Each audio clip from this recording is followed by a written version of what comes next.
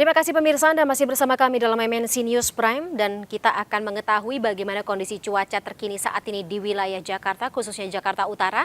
Sudah terhubung bersama kami rekan Ayu Pratiwi di kawasan Pantai Indah Kapuk. Ayu, dari pantauan Anda seperti apa kondisi cuaca saat ini? Ya baik, selamat malam Fadi dan juga pemirsa. Meski dari peneliti klimatologi BRIN menyebutkan bahwa besok 28 Desember 2022 Jakarta akan dilanda badai, dan berbeda dengan yang disampaikan dari BMKG yang menyebutkan bahwa Jakarta akan dilanda hujan yang ekstrim.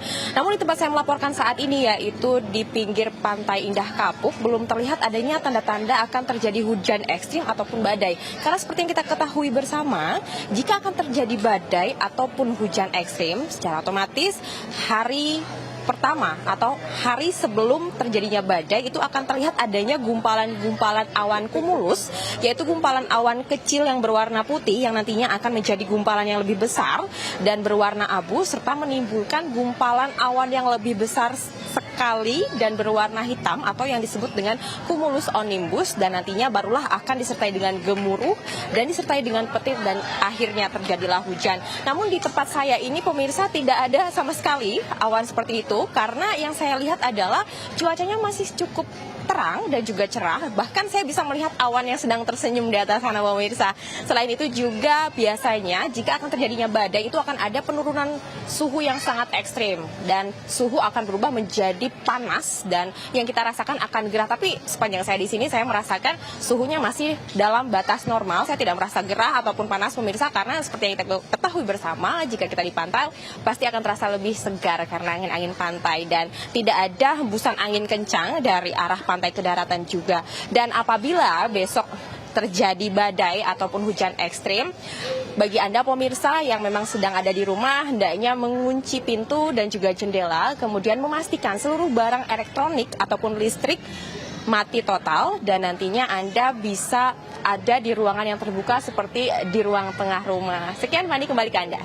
Baik, terima kasih Ayu Pratiwi yang matanya berbinar-binar mungkin karena ada pantulan bintang-bintang di atas sana. Terima kasih atas laporan yang, selamat kembali bertugas. Kita kembali pemirsa, lanjutkan dialog bersama dengan para narasumber malam hari ini, Pak Fahri Rajab, Pak Abdul Muhari, Bu Erma Yuli Hastin, dan juga Pak Isnawa Aji. Bapak-bapak dan juga Mbak Erma masih bersama kami ya. Mbak Erma? Ya. Oke, baik. Oke, saya masih menunggu Pak Abdul Muhari juga bergabung bersama kami malam hari ini. Kalau begitu mungkin bisa dibantu ke Pak Fahri ya. Pak Fahri? Ya, silakan. Baik. Pak Fahri, perakiraan cuaca ekstrim ini mungkin akan berlangsung dari kapan sampai dengan kapan kita harus waspada, kita harus siap-siap?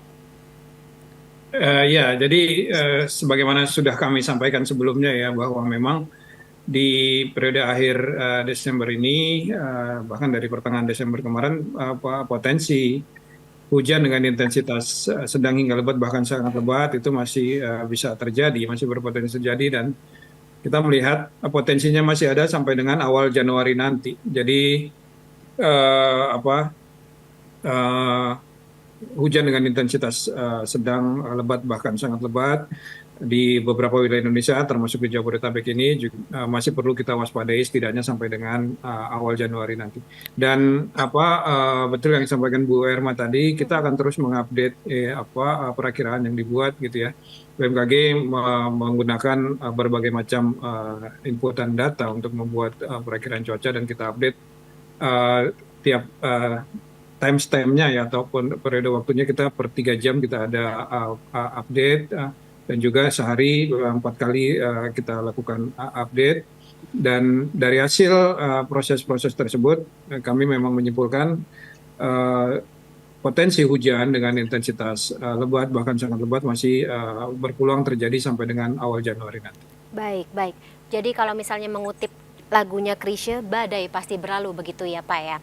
Mbak Erma, kalau misalnya dari cuitan Mbak atau katakanlah pendapat Mbak Erma sendiri juga, walaupun memang kita harapkan agar badai yang berlalu ini waktunya bisa lebih cepat dengan adanya beberapa mitigasi dan juga antisipasi, tapi ada yang dikatakan hujan yang turun ini bisa melesat dengan derasnya seperti jalan tol.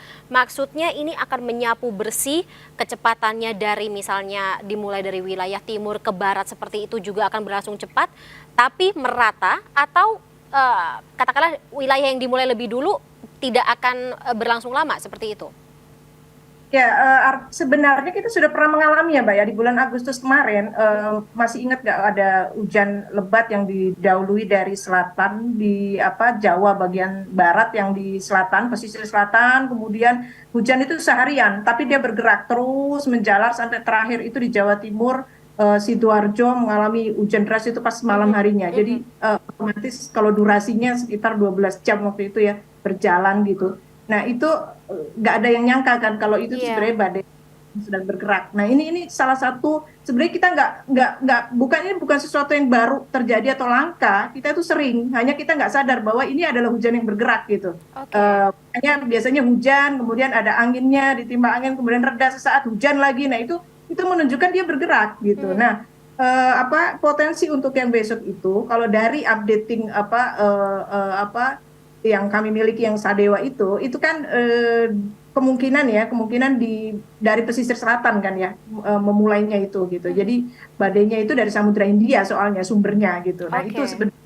Dan dari selatan ini bagaimana? Apakah dia terus itu tergantung energinya. Kalau dia energinya terus ada, hujan itu akan bergerak terus gitu dari Jawa Tengah, kemudian Jawa Timur, entah sampai berhenti sampai kapan. Yang case 25 Mei 2020 itu berhenti di Bali gitu kan. Bergeraknya itu justru malah dari Sumatera dia. Jadi ditransfer dari Sumatera bagian tengah begitu ya. Itu sampai Bali. Itu continue simultan begitu loh. Itu yang saya sebut bahwa hujan itu menjadi membentuk garis-garis dan dia bergeser, bergerak gitu. Itu yang saya tadi katakan sebagai badai sekolah. Nah, tentu kita harus mengupdate terus ya, mengupdate terus. Saya setuju tadi Pak Fahri dan BMKG juga sudah melakukan itu sehingga kalau sekarang tadi pantauannya nggak ada awan, nggak ada angin, nggak ada apa-apa gitu ya, itu kan cuaca sekarang gitu ya. Kita bicara besok kan, jadi malam ini itu banyak hal yang bisa terjadi secara dinamis dari kondisi sinoptik yang ada di Samudra Hindia. Nah inilah yang harus diupdate lagi. Jadi kalau bisa perkiraan BMKG nanti dikeluarkan ketika input prediksinya dari jam 12 malam gitu ya, untuk memprediksi paginya sampai besok siang, karena itu pasti akan jauh lebih akurat untuk menunjukkan apakah besok aman atau tidak begitu ya. Nah itu cara-cara kita Mbak untuk memperbaiki akurasi prediksi forecasting. Begitu. Jadi kita sama-sama pantau begitu ya lebih awal. Ya, harus terus dipantau, diupdate. Baik. Nah, kalau dari Pak Isnawa sendiri, sesiap apa BPBD DKI Jakarta dalam menghadapi ya dinamika cuaca ini? Ya, yang pasti tadi saya sudah sampaikan bahwa kami juga punya personil, tidak hanya di BPBD, kami lintas OPD ya. Kami sudah harus siap menghadapi kemungkinan apapun yang terjadi di Jakarta. Tetapi yang pasti sarana prasarana, personil dan lain-lain kami sudah siap karena memang menghadapi bencana tidak hanya berkaitan dengan bencana hidrometeorologi, tapi bencana apapun, banjir, kebakaran dan lain-lain. Kami terus melakukan upaya-upaya mitigasi kebencanaan, mulai dari sosialisasi, edukasi, sampai dengan kami melakukan berbagai tahapan-tahapan dalam mengurangi potensi bencana, mengenai pengurukan kali, sungai, waduk, danau, penempatan pompa polder dan lain-lain. Tentu semua kita lakukan bekerja sama dengan pentahelix kami, ada TNI, ada Polri, ada unsur dunia pendidikan, dunia usaha dan lain-lain. Kami harus siap menghadapi apapun yang terjadi berkaitan dengan kemungkinan mitigasi bencana tersebut. Baik. Kalau BNPB sendiri bagaimana Pak Abdul Muhari? Pak Muhari? Baik. Jadi ini pembelajaran yang sangat bagus buat kita. Prinsipnya satu, Mbak. Waspada harus, takut jangan. Artinya ini bagian dari cara kita beradaptasi dengan potensi bencana yang ada. Kalau dari saya, himbauan yang paling utama itu sebenarnya kalau mendengarkan diskusi tadi, ada dinamika cuaca dan lain-lain, mari kita sama-sama membiasakan melihat prediksi cuaca, melihat perakiraan cuaca kalau kita mau keluar rumah. Jadi dimanapun kita, apakah kita sedang berwisata, mungkin di lokasi yang kita bukan tinggal di situ, biasakan melihat perakiraan cuaca dan coba kenali potensi risiko yang ada di situ. BNPB punya aplikasi Inaris Personal yang bisa memberitahu dimanapun kita itu potensi risiko apa yang ada di situ. Kemudian ditambah dengan informasi cuaca dari BMKG. Setiap kita keluar rumah, setiap kita bergeser dari satu tempat ke tempat lain, ini akan meningkatkan awareness kita, kesiapsiagaan kita terhadap situasi dinamika yang terjadi di lapangan. Begitu, Baik. Mbak. Baik, jadi semuanya warga Indonesia harus lebih terbiasa lagi memantau perakiraan cuaca sebelum melakukan aktivitas sehari-harinya ya. Atas waktunya bersama kami dalam MNC News Prime malam hari ini, terima kasih atas informasinya. Kita harapkan agar cuaca buruk ini segera tadi seperti lagunya Chrisye ya, berlalu. Terima kasih sekali lagi, sampai jumpa, sehat selalu.